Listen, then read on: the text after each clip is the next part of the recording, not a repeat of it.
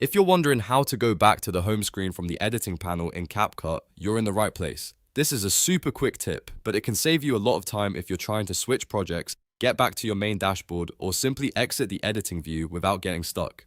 If this video helps, make sure to hit that like button and subscribe for more simple CapCut tutorials just like this. Alright, let's jump right in. Once you're inside your project section and you're looking at the editing panel, go to the top left corner of the screen. You should see a menu button there. This is the main navigation area that gives you access to more options inside CapCut. Go ahead and click that menu button. After you click it, a drop-down menu will appear. In that drop-down, look for the option that says Back to Homepage.